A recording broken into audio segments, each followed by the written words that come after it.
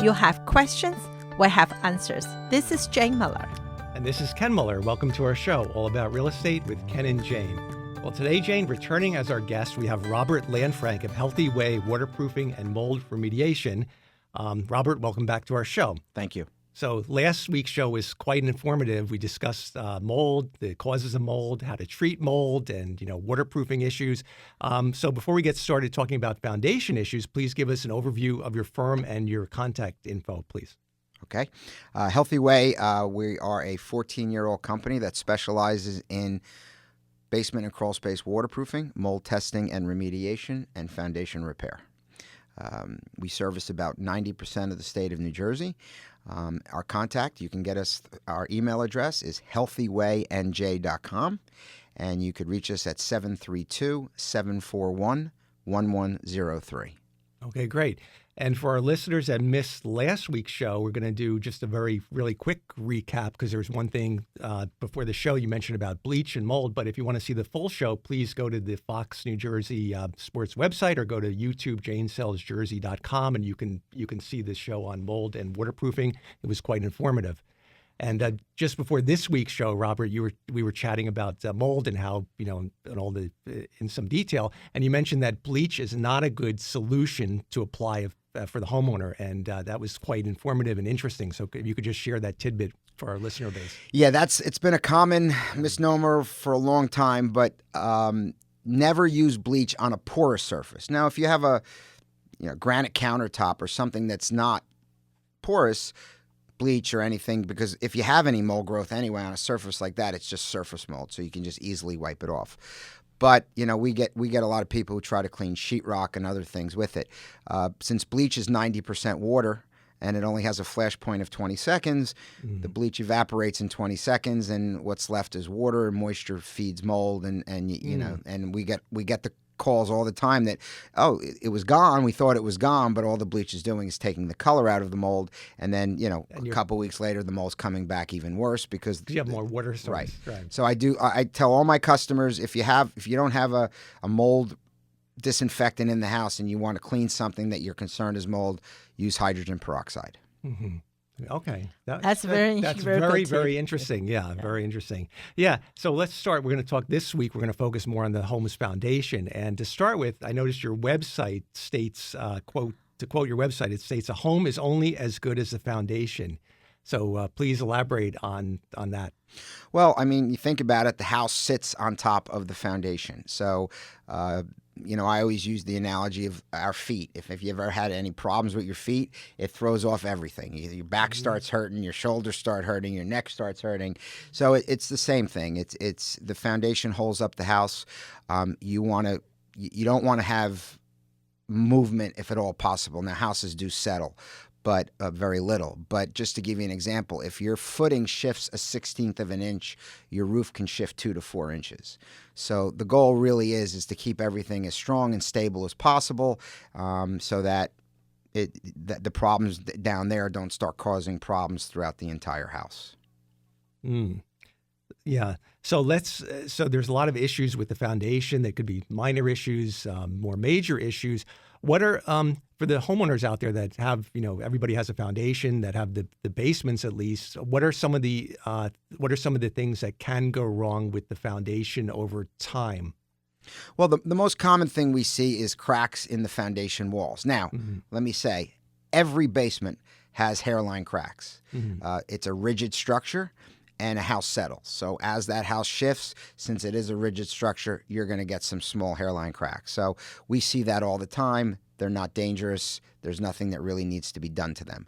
But sometimes over time, those cracks will progress, a lot of times from moisture, because the moisture will deteriorate the foundation.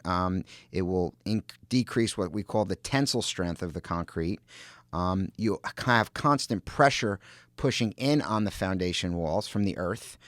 Since we have a freeze and thaw cycle, the ground heaves and expands and contracts, which concrete is not built to take that expansion and contraction a lot. So give you an example, when we have a very cold winter, that's when we get the most calls for structural damage, because the ground heaves and it freezes and starts cracking the walls. And then when melts and it contracts. Excuse me. Even that now it's giving that concrete's being, it doesn't know which direction to go in, and being rigid, it's going to get bad. So we see a lot of cracks in foundation walls. If we see floors heaving and or dropping, that's usually a moisture issue. Cracked footings, but again, not as common. But yeah, the crack in the walls are really the most common thing we see with foundation issues. And you can also see that in the upper levels of the house. Oftentimes, you see in a house there might be a crack in the wall or the ceiling, and that may or may not be related to the foundation, but it could be a sign that there's an issue with the foundation, right? If there's movement and the whole house is moving, which causes the sheetrock to crack in several spots. Yes, absolutely. That's one of the things when we come into a home. I've always been, I'll always start looking around, just even in the ceilings and especially around the doors and the windows, because since you have a hole in there, it's a weaker area. It's not as strong, and you'll get coming off the corners of the door jams or the window jams, you'll start seeing cracks, or so those are always telltale signs that you're getting excessive movement with your foundation. Mm-hmm. So the first question before we get into the the repair methods and the specific types, vertical cracks, horizontal cracks, is there any preventive maintenance that the homeowners can do on a periodic basis to kind of check their house so they can identify it before a smaller problem, before it becomes a larger and more costly problem? As anything you can? Well, it's really just a visual inspection. Yep. Monitoring the cracks, figuring out where these hairline settlement cracks are, and just seeing over time if monitoring them and seeing if they start getting worse, because it is definitely foundation repair is never cheap, but it's a lot less expensive if you catch it in its earlier stages than, where it gets to the point where the only solution becomes rebuilding the wall. Right. I mean, if they see a lot of hair crack at the early stage, right, would be maybe better to hire a professional like yourself, just to fill them up with the crack. Filling a crack is pretty much just aesthetic. There's really nothing you're going to put in cracks that are going to give it strength. Okay. So it's really, filling in cracks is pretty much aesthetic. It can, give it a little strength. But if that foundation is moving, wet and dry cement or old and new cement don't fuse. It's a very weak bond. So when you put new cement into old cement, if that wall moves again, the new cement and the old cement will crack along with it. So there really isn't much you can do to, make those hairline cracks not get worse, except making sure you don't have a moisture issue. Yes. Yeah. So if you have a wet basement or a wet crawl space, it's going to weaken the water is such an enemy. It creates the mold. It also weakens everything, right? Because what happens is if you ever go into a foundation and you see a white powdery substance on the walls, efflorescence, yes, which means chemically unfolding or unbinding. The lime, what's coming out, what you see is lime on the walls. Lime is the glue or the bonding agent in concrete. So if the lime starts leaching out, which is being created by the water, as the lime leaches out, the block weakens or softens.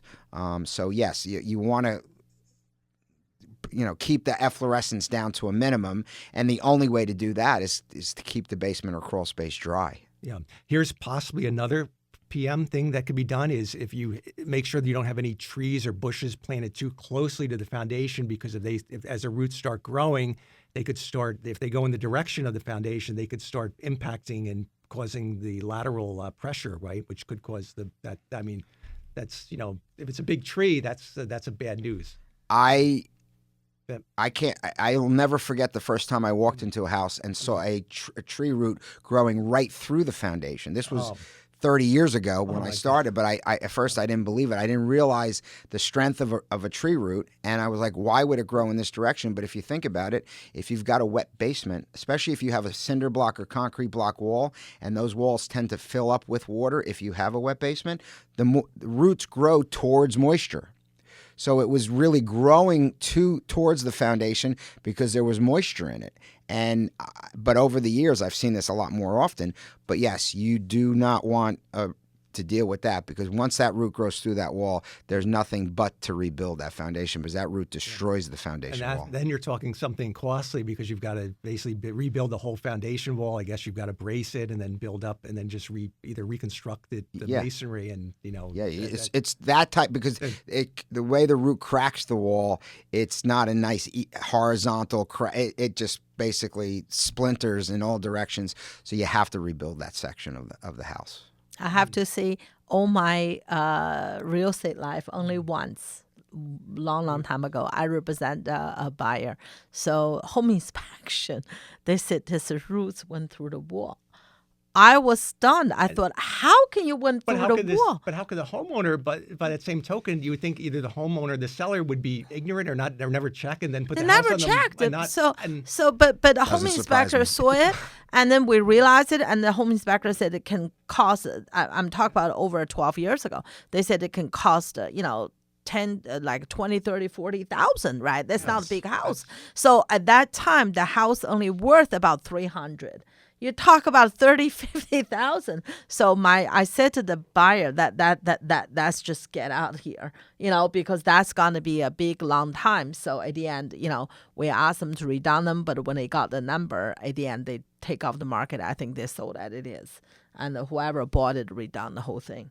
Because that's really, for only time in my life, the roots went through the wall, the basement wall. Mm-hmm. I was stunned. But you've seen some other foundations that didn't look pretty either. Yeah. That had a lot of that had serious lateral movement, but that was handled through the carbon fiber strapping, I think. So we'll talk about all that stuff too. All right, why don't we take a short break, and we'll be right back after these messages.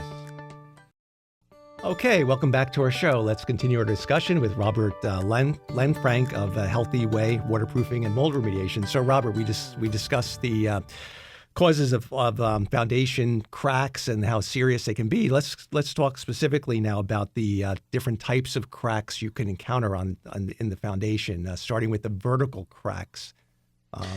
So a vertical crack out of any crack takes the most amount of lateral pressure to occur, because if you look at a block foundation, which is the most common foundation we have in New Jersey, the vertical mortar joints only line up every other course. Mm-hmm. So the crack has to actually go not only through the mortar joint, which is always a weak point, but it has to go through it has to go right through the block itself, where a horizontal crack is right through the mortar joint from end to end. Mm-hmm. So the vertical crack takes the most amount of pressure to occur.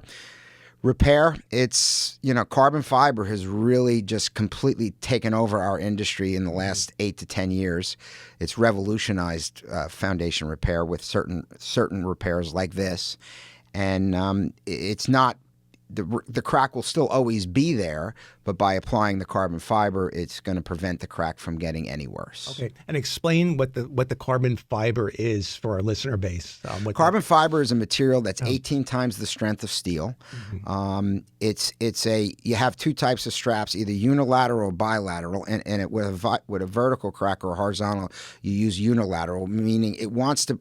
If the crack's vertically, it wants to give the support horizontally. If it's a horizontal crack, it always wants to go in the opposing direction of the crack and support it in that way. It's a very easy application. It's just you sand the wall to expose the pores, and you take a 2-part epoxy, put it on the carbon fiber strap, and adhere it to the wall. So the labor has been reduced tremendously with carbon fiber. The downside to carbon fiber is the material itself is expensive, but the labor, it's really changed the industry. And frankly, we do thousands of these strips over the years, and it's very few and far between we ever hear back from the customer that the crack has progressed. I see. And what is the carbon fiber strap? What does it adhere itself to? You put it the epoxy, you attach it to the wall. Does it attach to the foundation floor and then above? Not if it's a vertical. If it's a vertical crack, remember the strip always goes in the opposing direction. So it's going horizontally. Right. And now they also have a new strip out that's a bilateral strip that's 12 inches wide that you literally just cover the vertical crack from top to bottom. But that one is not adhered into the footing or the sill plate. The horizontal crack, which now you're supposed to put one strip, a 6-inch strip, every 4 feet. You start at the corner. You don't put one in the corner. You come 4 feet in and then go every 4 feet till you get within 4 feet of the next corner. A lot of customers just want to fix the crack itself. Oh, this and is you very can do that, but like for instance, the manufacturer we use will give you actually a lifetime warranty on that wall as long as as I said, the beginning and last strap are within 4 feet of the foundation corner. Oh, interesting. Yeah, so you can't just treat that specific area and cover it by 2 feet or 4 feet on each side. You have to do the. You can. I mean, you can, but it's not the right. It's not the right way. And I'll tell you, once that wall is done that way, even though that wall has a crack in it, that wall is now stronger than the other walls that have zero crack with any support in it. So the carbon fibers, I mean, there are some great videos online where you see them do these tests with carbon fiber, and it really is incredible. I mean, they've been building bridges and stuff with carbon fiber for 60, 70, 80 years. So it's been around, but just newer to the foundation repair industry. Interesting. It's like the wall is stronger than it ever was before. It's like if you have surgery and you break a finger or something, they put a steel pin in. That one finger is stronger than the others because right. it's been mechanically repaired. It's exactly. Same analysis. Exactly. That is interesting. So what the difference? So I always thought in the industry they always mentioned that vertical cracks were less serious than the horizontal cracks. Is that really accurate or not? It's not. I don't think it's serious is the right word. It's the end result. If a horizontal crack, the end result is the wall ends up on the floor. Horizontal crack will eventually cause your wall to buckle because it's coming off kilt. It's coming in this way. So eventually this happens. Where a vertical crack, I think I've seen it once or twice in 31 years where it's actually collapsed. So that's what the horizontal crack just has a worse end result than the vertical crack. But as I said earlier, the vertical crack takes a lot more pressure to occur than a horizontal crack. Horizontal cracks, if you go in 100 homes that have them, 95 of them will be at the frost line. The crack will be at the frost line because that's where the ground heaves the most and expands and hence cracks the wall. And it's always going to crack at the mortar joint because that's the weak point of the wall. Right. So I guess if you have the choice when you're constructing a new home, whether to do block walls or to do a solid concrete, I guess the preferred method for integrity of the foundation would be a poured foundation wall for that whole reason, because you have the human error. If you're doing a block foundation, you've got every block has to be mortared, which is labor tedious, and then there's the risk it's just not as strong because the mortar is so weak. Yeah. A poured-in-place foundation is definitely a better foundation. Also for water, because it's a solid 8-inch wall versus a block wall has the cells in the middle, so it can hold water. Where a poured-in-place is solid. The downside to poured-in-place, though, is it's a much more rigid structure than block. So if it starts to crack, you can really start getting a lot of what we call sister cracks, and it can be a lot worse. But as long as you keep it dry and stable, the poured-in-place foundation is definitely stronger and better for water. Interesting, yeah. Now, what about with the if listeners out there are thinking about this issue, if they have these cracks and your firm comes in, you do the evaluation, and then you can install the carbon fiber strapping if that's what's needed. Do they need to involve an architect or engineer, or can your firm just go ahead and if there's a problem, you identify the problem, you say, okay, we need the carbon fiber strapping to fix it, and you file the permits. I guess it would need a permit from the township, but is there any structural engineer or architect that needs to bless the work and say that's the right way to do it, or are you given that authority? Most towns, when pulling permits on structural repair, will want a sealed drawing from an architect or an engineer. Okay. So, for instance, we have a gentleman we work with. He's a third party, but we'll bring him in once we come up with the evaluation and so forth, and he'll do the plans, and then we submit that with the permits. Sometimes, if it's a really bad issue, we'll actually recommend to get the engineer in first, because we have to do the work exactly the way the engineer lays it out. Sure. So it's easier just to get the engineer in first if it's going to be an elaborate fix, and let him come up with what we call the scope of work. And then you give us the plans, and then we take the scope, and give you an estimate exactly per what the engineer is recommending. Right. Are there some cases where you can't do the carbon fiber, but you have to then revert to maybe rebuilding a whole new foundation from the outside, where you have to excavate from the exterior and do it? Or are there cases where you where you have to revert to that method? Definitely. Carbon fiber really only could be done up to 1.5 inch deflection. So if horizontal crack is coming in more than 1.5 inches, if it's only a little more than 1.5 inches, up to about 2 to 2.5 inches, another option is metal I-beams. And past that, you're jacking up the house and rebuilding the foundation. Interesting. I didn't know. So that's a limitation. You have to, wow. Yeah, it's all about the deflection of a horizontal crack. Otherwise, an engineer would not sign off on the system with carbon fiber if it was a severe more than 1.5 inch, 2 inch deflection. Right. So when we come in and we do our evaluations, we have levels and different pieces of equipment that will measure the bow.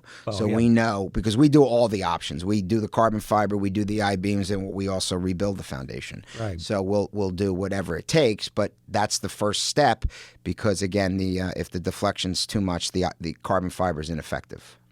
How many homes a year, roughly, do you have to rebuild a foundation that you encounter every once in a while, or it's not as common. The carbon fiber is much more common than you would think. A lot of people don't realize how much foundation repairs out there, but the rebuilding of a wall, I would say we do maybe 20, 30 of those jobs a year of rebuilding. Of a foundation, because most people will call us before it gets to that point. They see the cracks and they're smart enough to give us a call, or professional a call to evaluate the problem.